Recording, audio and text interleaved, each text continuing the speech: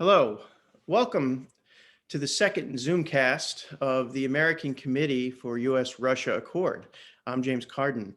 I'm extremely pleased that our guest today is the great Sharon Tennison. Sharon has been on the board of the American Committee since the beginning, and she has been known to be one of its most energetic supporters. Indeed, on more than one occasion, people who know Sharon have described her to me as a force of nature. Sharon, for those of you who don't know but should, is a pioneer in the field of people-to-people diplomacy between the United States and Russia. She began her remarkable journey nearly 40 years ago and will return to Russia this September to lead another Center for Citizen Initiatives trip.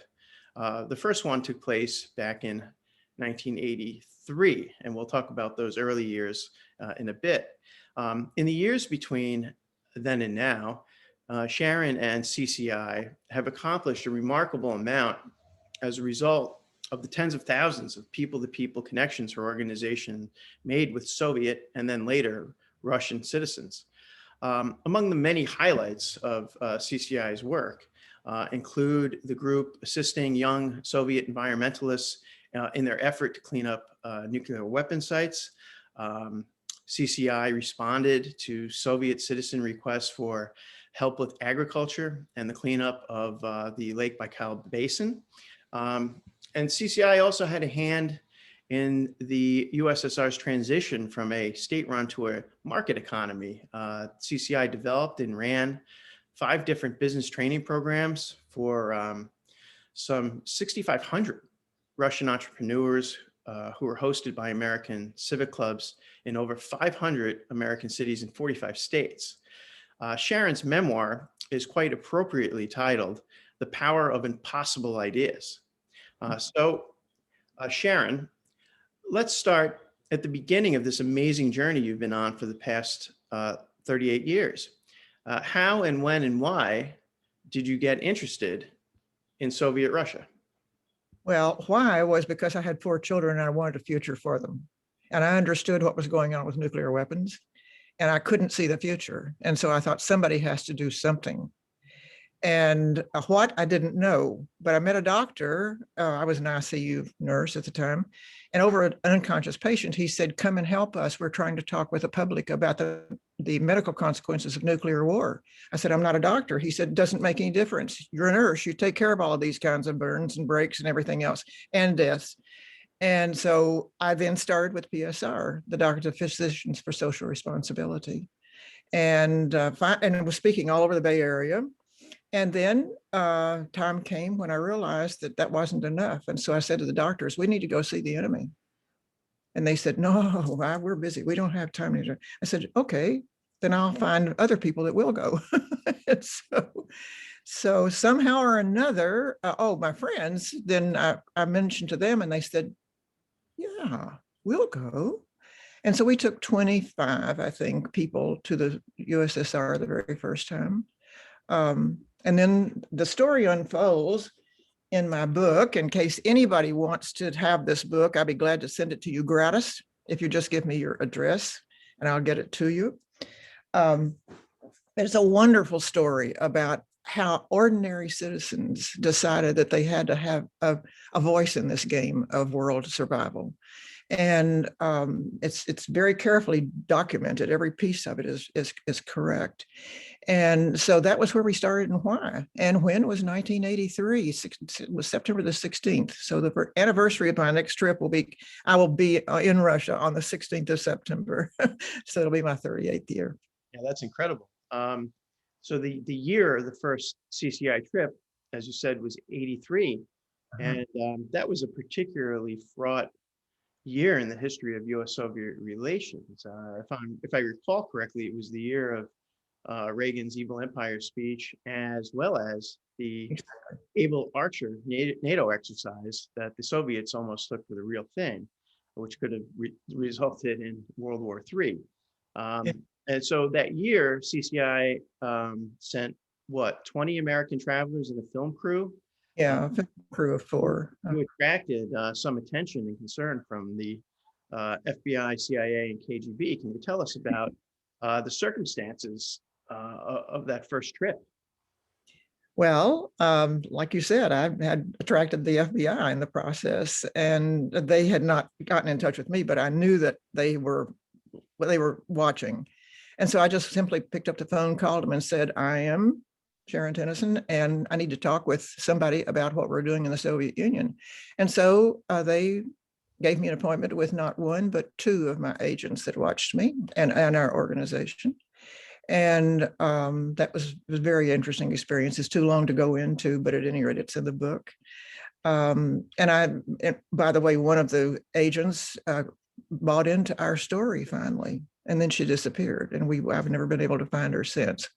So in the book, I ask if you know this person, please let me know how she's doing.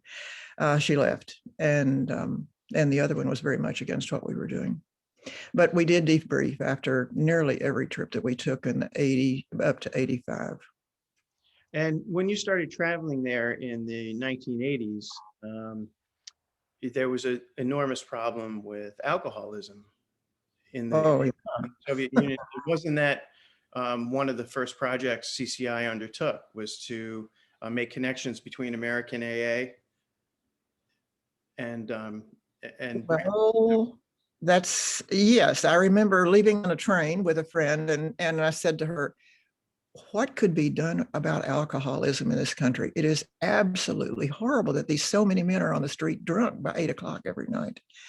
We didn't know, but we came back home, and a couple of weeks later, we had a telephone call from somebody we had never heard of in our lives. And she said, we hear you girls are taking people to the Soviet Union. Is this correct? We said, well, yes, it is. She said, I have a delegation. I want to go. We say, what is your delegation? She says, we're AAs and we need to go and celebrate the 50th anniversary of our leader. And we would like to do that in the Soviet Union. Can you take us? So we had things like this happening all the time. So of course we took them. It was an amazing situation. And today AA is across the whole Soviet Union. We ran a 7-year program helping AAs get to and from, but they did all of the work. We didn't do any of that work at all. Except getting them there and watching over them and making sure that they didn't make any mistakes in the culture.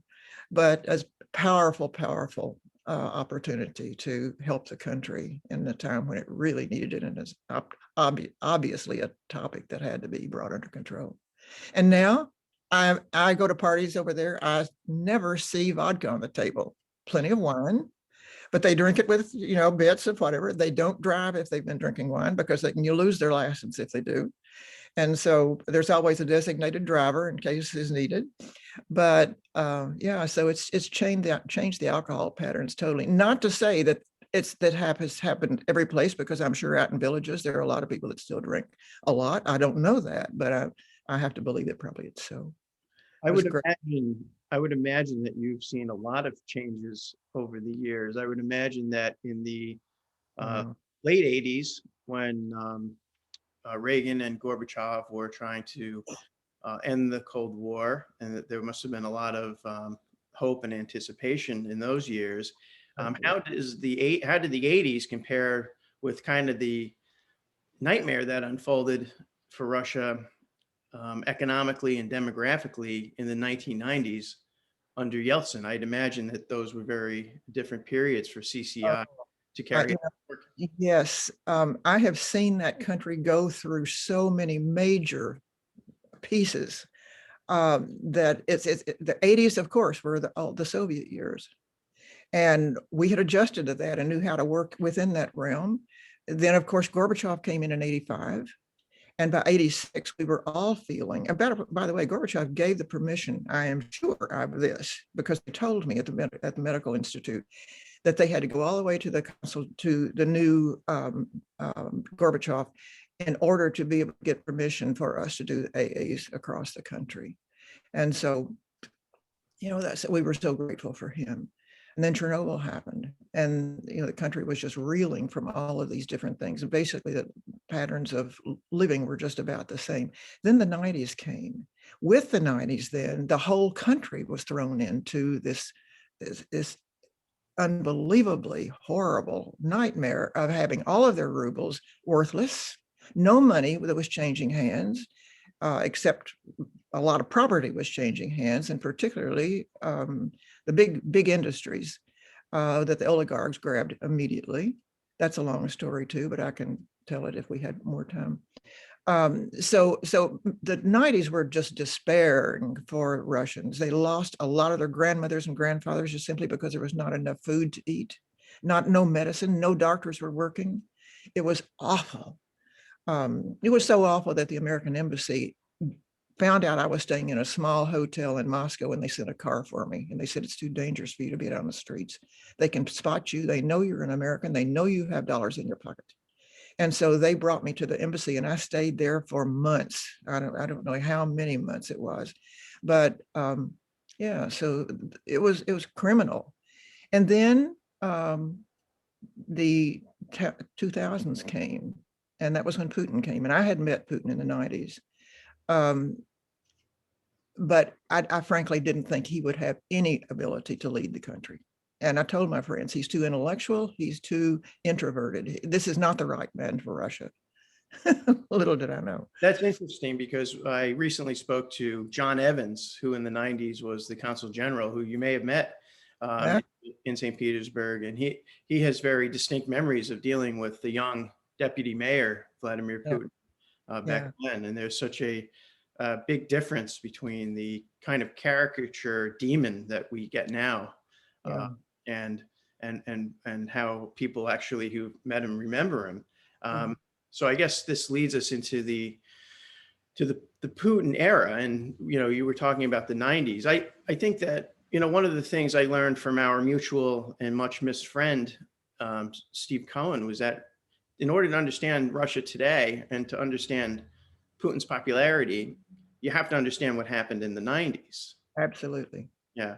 So I guess, over the years, has the State Department and the government's attitude or role towards these trips, has it changed a lot during the Putin years? The past several years, we've lived through a kind of new McCarthyism where Russia is treated with rank hysteria in the media and among many government officials, and indeed among many Russia hands who should know better. How has this new environment affected the work of CCI? Well, during the 2000s, we were very, very active, had State Department grants to do huge programs. We could have never done them without State Department. And they closed out that money in 2004. And then I've already had $3 million assigned to us to continue programs. And so I went and met with lawyers and said, I want this money. It's already been designated for us. I want to spend it, and this is what I will do. So they let me do this. So I had government money up until 2007. However, there were already signs on the environment that said that that America no longer trusted Russia. They were a bad country. Putin was a bad leader. And all of a sudden, this thing happened up to 2007 when Putin made his speech at the Munich meeting about needing to have a multipolar world, not a unipolar world. And that, of course, is when he became enemy number one in Washington. I think that's exactly right. That's the exact moment when everything went south. It was sort of a declaration of independence from the American, rules-based order, as you said. And I think that's exactly it.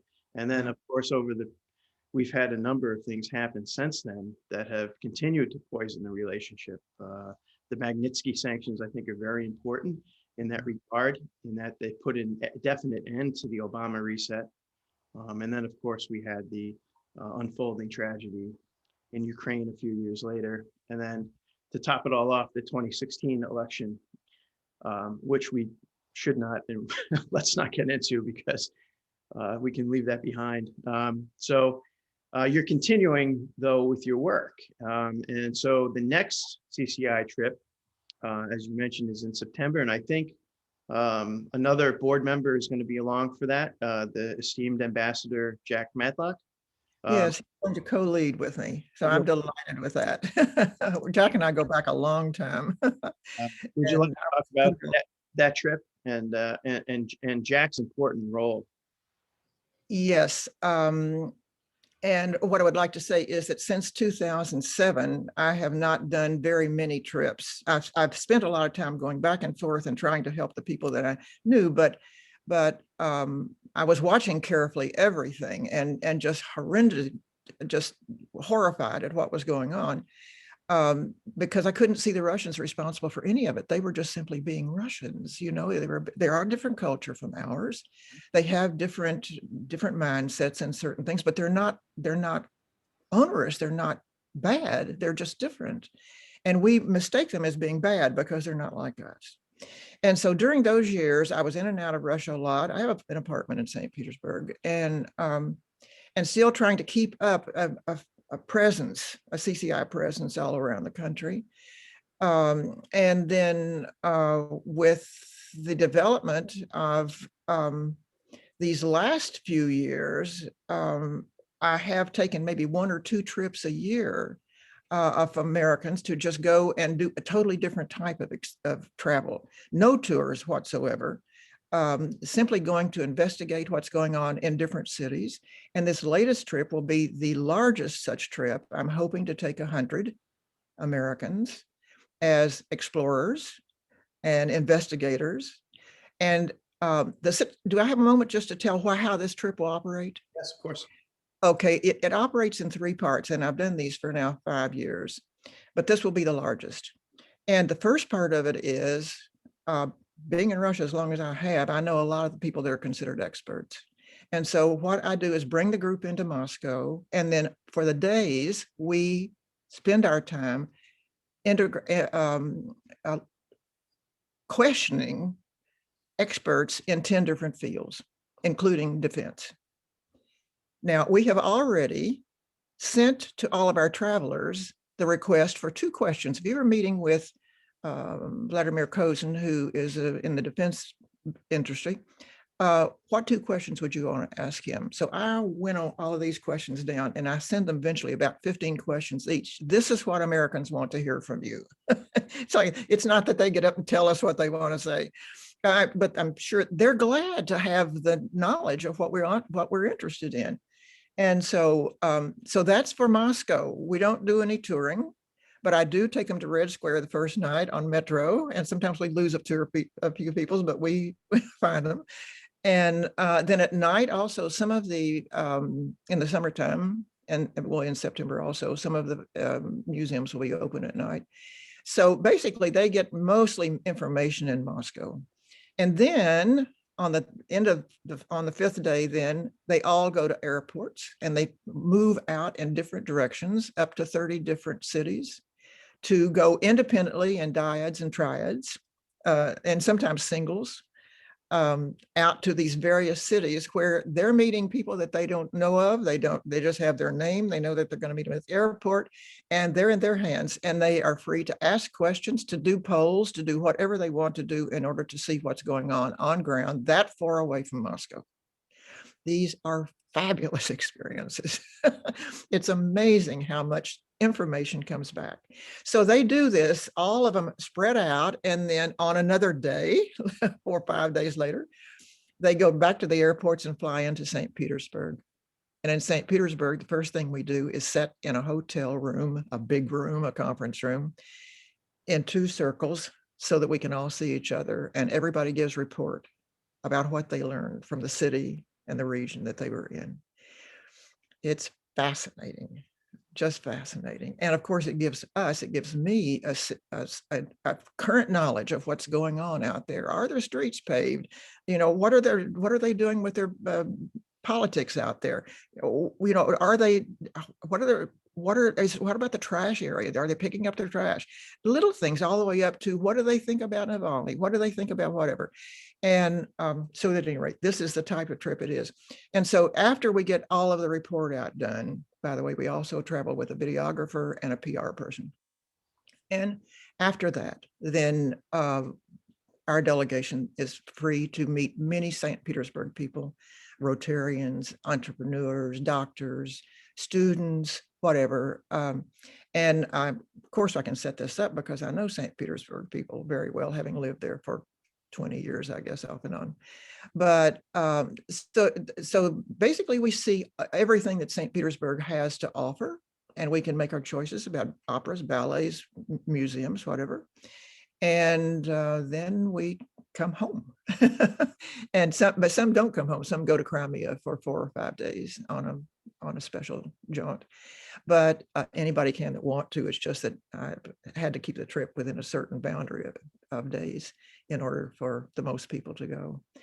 And then we start collecting all of this information and seeing what it's saying about today's Russia. And then we start publicizing. Yeah, I mean, it sounds like an incredible experience, but also the information that you're getting is extremely valuable. And so, like, we've lived, as we mentioned before, we've kind of lived through several years of Russia being demonized as the other, and this has gone on for years, and it seems to me to be very dangerous state of affairs from a national security standpoint, but it's also deeply unfair, I think, to a people and a culture that has given so much and indeed saved civilization in the middle of the past century. So what does the average American who, has lived through this but doesn't quite understand Russia, what does the average American need to understand about Russia and the Russians? The ones who haven't traveled. Yeah. Well, to start with, this is a very different culture than ours, a very different history than ours. And our history has formed us, and their history has formed them. Now, that doesn't mean that either one of them are bad. Both of them are good. It's just that they're different. But Americans have a tendency to look at our culture as the best, the only, the one to model after, not realizing that other people have really great cultures themselves, and they intend to stay in their culture. They intend to enjoy their culture, and they don't want to have our culture. So this is number one, because I see when comments that Biden makes and other people in his administration, and I think, they don't have a clue what they're talking about. They couldn't justify what they're saying if they did.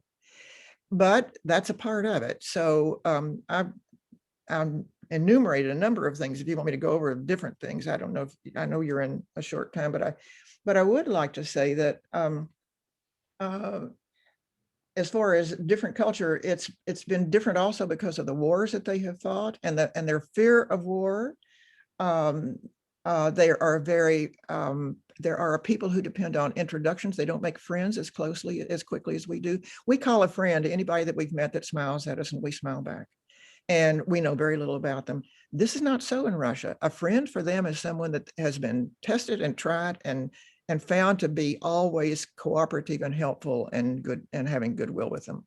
So a friend is not, are two different things.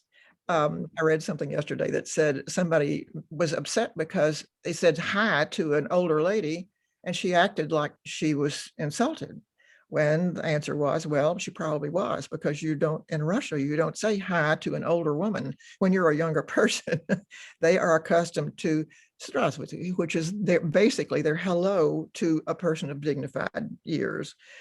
And so we go tromping into Russia with all of these different American ways of handling life. And of course, Russians don't necessarily respond to them like Americans would. So those are just some things. They're more cultured than we are. Their children are more cultured. They have much more culture and history in their schooling all the way through the grades than we have. They have deep respect for the elders. They have much more restraint than we have. They are not a criticizing people like we are. Like we have come to be. Slow to warm up, but friends forever. I have never heard anybody in Russia demonizing each other or foreigners, which is interesting. If they don't approve of them, they just don't say much. Or they may say things like, well, maybe that's the way they see it. And then just let it go. So they're very careful about how they select their words. With each other, it's not just with us, with Americans, with each other, they're very careful about how they select what they say. And it's graceful, and it doesn't demean anybody. I can't imagine what they think when they look at some of the words that Biden is using for Putin. A Right. kill. And that, I yeah. mean, And this would be out of everybody's range in Russia. You would never say this to anybody about anybody. right. And I think that probably explains the reaction that Putin had when he was called the killer to withdraw his ambassador Oh, uh, sure. in the United States for such a grave insult. I was wondering in the short time that we have left, if you have any hope that among the younger generation of Americans, um, if the younger generation is going to buy into the current ideas that the United States ought to be waging endless cold and hot wars across the globe, does it seem like they're more open-minded to differences, to different cultures? The younger people, you mean? Yeah. Yeah, well, yes, and I'm glad you brought this up because yesterday, I think it was yesterday, maybe the day before, I saw the Quincy Institute's young people speaking, the Z generation. I was so impressed with these young people. They were looking at everything that has come before their generation um, with askance. They were trying to figure out what had gone on, why, and what was their role. And they see their role differently than other generations of our Americans. I would love, James, to be able to have 1, 2, or 3 meetings with these young people, including some of the young people that are in our organization, ACURA, um, get together and in a series of Zooms and talk about how they could duplicate what we did in the 80s to begin to open up space between these two countries. I am absolutely sure it would work. Absolutely sure it would work. Actually, I'm the only living person with this much experience and this much remembrance of what happened throughout those years and exactly how it happened and what was the result of it. I would love to have the opportunity to do this. Whether I'll ever have that opportunity before I die or not, I don't know. I'm 85 and I know I'm not going to live forever. But still, if there's anything that you can do to suggest the possibility of bringing these people together with me on a Zoom or with any of the people that we traveled with first, but most of them fell away and did other things after a few years. And so they haven't seen the totality of what happened throughout the whole 38 years. But I think it would be so wonderful if our young people could begin the same types of programs to develop understanding between the two countries. I And agree. surely the elders would get out of the way and let them do it. Well, that's a good point, I think, in which to end today. That's a really good idea, and I hope that we can work towards bringing that to fruition. Really appreciate you taking the time for coming on. It's been great working with you on the committee, and wishing you good luck in September. So thanks a Thank lot, you Sharon. very much. And thank you for having me. I so enjoyed having this conversation with you. Absolutely. Thanks.